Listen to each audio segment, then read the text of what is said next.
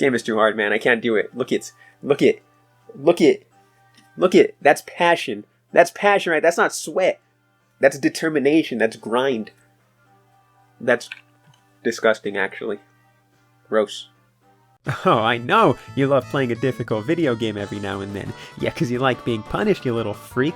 For some reason, getting our blood boiling on purpose can be fun. Nothing like good old toxicity. Games like Cuphead, Ghosts and Goblins, Super Schmeat Boy, and Battletoads are pretty good for pissing you off fast, but I've kind of exhausted those games at this point. I want something new. No more domestic piss. I need foreign piss. This is Ucchan Nanchan no Hono no Challenger Den Rui Rairabo, or something like that. At least that's what Google called it. I don't know. I mean, this game had to come from Japan, obviously. If it isn't clear enough that that's Japanese, I had to import this. Came all the way from the land of the rising sun. Pretty good, pretty cool. I've been in the mood. I've been in the mood for. I've been hating myself recently. Yeah, I don't know. This game is supposed to be pretty hard, apparently. It's for the Nintendo 64, and was exclusive to both the Nintendo 64 and the good people of Japan. I actually don't know how many people really know about this game. I don't know how many people care about this game, but I do know that everybody loves a challenge. And that's going to be interesting, right? Right? Oh, Japan, you never fail to make me happy, and sad, and cringe, and befuddled. Okay, you disturb me, but I love it so much. If something isn't weird enough here, it's probably much weirder in Japan. Game shows are often brought up as something that the Japanese have perfected, but it's Ucchan Nanchan Challengers on Fire that I really care about right now if it wasn't obvious. From all the clips that I was able to find online, this late 90s game show is filled with a whole bunch of weird obstacles and challenges that players have to overcome for a cash prize. Out of all the crazy and pretty interesting stuff I saw on this show, the minds behind this masterpiece and the people over at Hudson ultimately decided that this little stick maze challenge game would be the best fit on a home console. Once you get a load of that box art, brother, I mean, look at that. Wait, hold on. Let me set up my B-roll camera real quick, aka my phone. Man, look at that box art. Isn't that just beautiful? Wow, you got some nice kazangas there, lady. You might get me a little bit censored, but hey, that's all right. Oh, it supports a Rumble Pack. I guess that's what it's trying to say. I did not get that. Is that on the front of the box? Oh, it is on the front of the box. Ooh, maybe I should play with a Rumble Pack. I actually haven't done that yet. Huh, interesting. This, I guess, is like, it's like a cash prize. 100-something yen, 1,000 yen, 1,000,000 yen. I don't know what that number is. Whatever, but I guess maybe if you, like, record a top score or something, then you get X amount of dollars in gift card money that you redeem at some kid's toy store or gift shop, gift store or something, and yeah. The rules of the game are: don't touch the edge.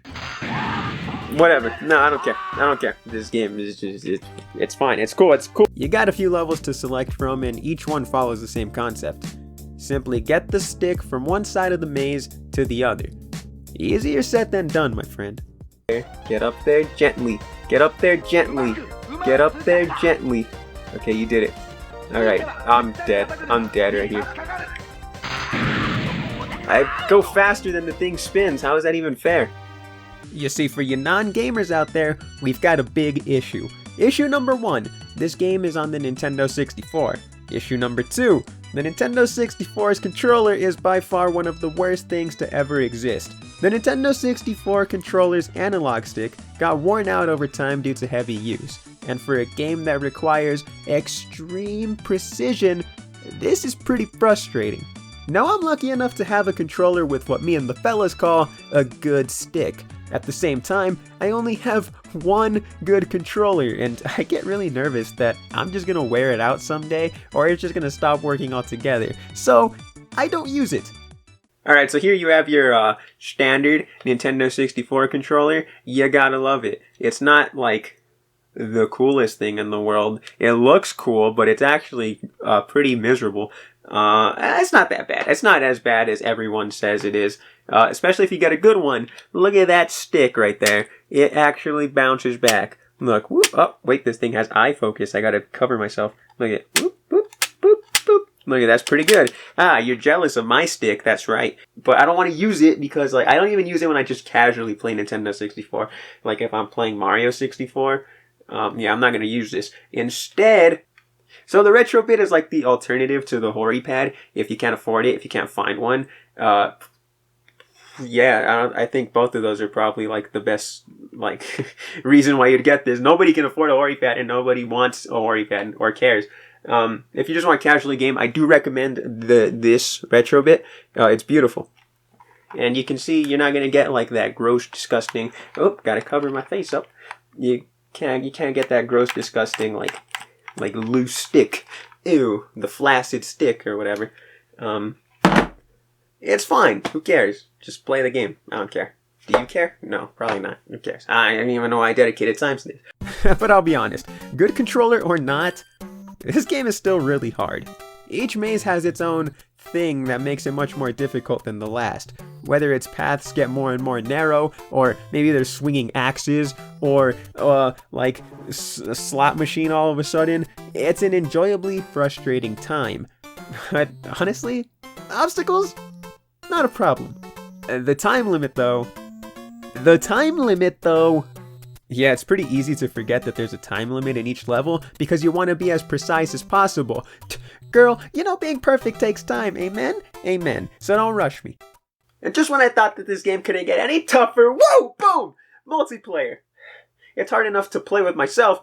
It's hard enough to play on my own, and now I gotta find someone to play with? Oh, I guess I can fly now too, huh? I'm not a miracle worker, game. Be realistic.